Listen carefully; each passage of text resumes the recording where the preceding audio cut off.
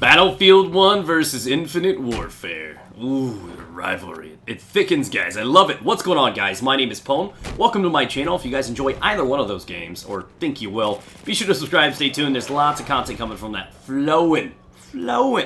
So, today, I want to get the rivalry started back up. I love seeing the discussion and debate about these two games going head-to-head, clashing at the end of every year, Q4. It's amazing. And I want to turn up the heat, and I want to ask you guys a question so you can participate in this fun little rivalry. So down in the comment section below, I want you to type one of two things, either Battlefield or Call of Duty. And this is going to be your vote. And the question I offer you guys is, if you had to pick one, because I'm buying both personally, and I know a lot of you guys as viewers will too, but if you could only have one at this current state with the information, trailers, and everything we've been given, which one would you side with? Choose wisely. Me personally, I'd go Battlefield 1.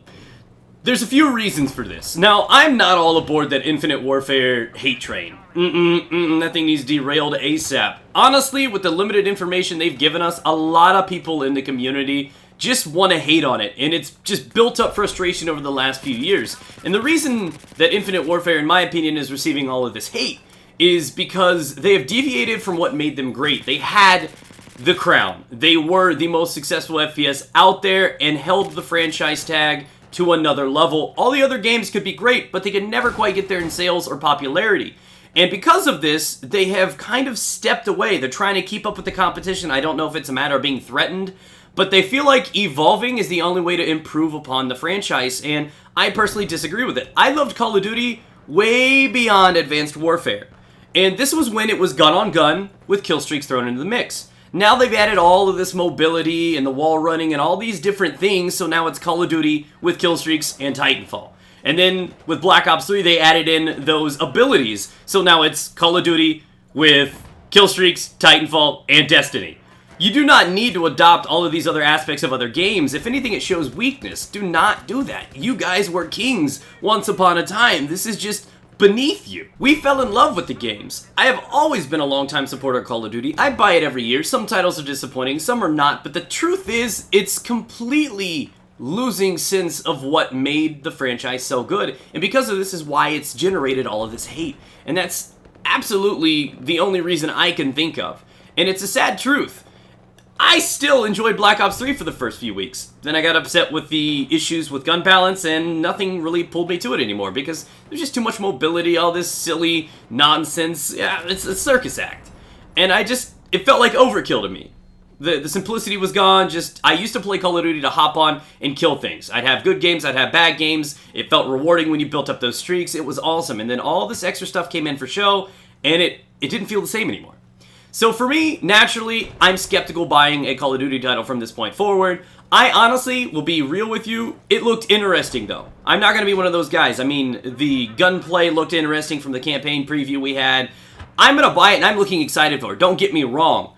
But I don't think it's on the same level as Battlefield 1 right now. And this is the difference. This is where the community has been influencing the developers. DICE came along and heard what the community wanted. We didn't want the futuristic stuff. We didn't want Battlefield to evolve, and actually, from what I saw, the destruction, what they call levolution, looked just breathtaking in those gameplays. I loved it, man. Even when Snoop Dogg was smoking a blunt and walking into walls, I'm like, you know what, this looks good. Snoop, I love you, dude. And it was just crazy to me because I'm watching these buildings, which were once intact in a matter of seconds, just reduced to rubble. And when you look at the two games, they are just widely different. You know, Call of Duty's more arena-based. It's more about shooters, what we've grown to love from things like Call of Duty, Halo, things like that. And Battlefield is exactly what it depicts. It's a battlefield. It's not a match. It's a war zone. It's large-scale. Buildings are falling apart. Planes, vehicles. It's something different.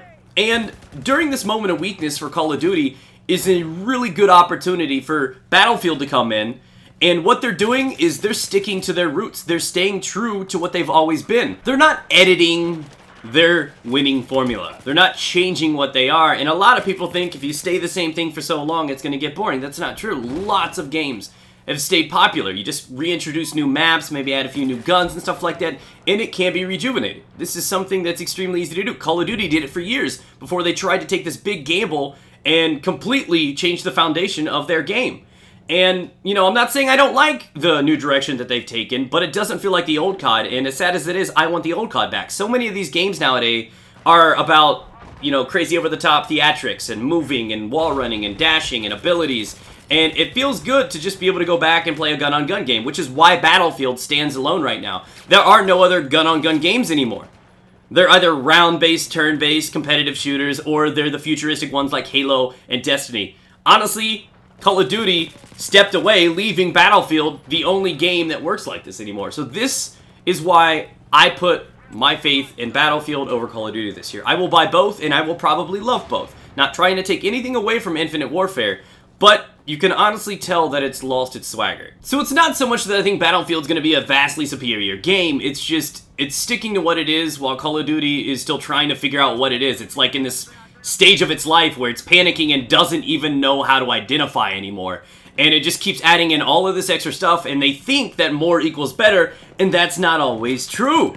So they're kind of confused, I guess. And because of this, I like the stability. I like knowing that if I purchase a Battlefield title, I'm getting a Battlefield game. We're going to have large scale, we're going to have small scale, there's going to be guns, tanks, vehicles, explosions, the whole shebang. You know what to expect, and you never really know what you're going to get out of Call of Duty anymore. It's honestly kind of a hidden gamble. It's a mystery. And because of this, not only do I think Battlefield 1 is going to be a superior title this time around, especially even going back into the roots of actual warfare with World War I think this is the first opportunity for a Battlefield game to outsell a Call of Duty title. Call of Duty has had the momentum for the longest, and they've always had that confidence there. The long-running support, the attraction to the youth because it was an infantry-based shooter, but it's no longer necessarily about an infantry-based shooter. It's futuristic now. It's got robots and abilities. So with all of this, I think there's a moment of weakness that if Battlefield executes this properly, they could not only just be voted the best shooter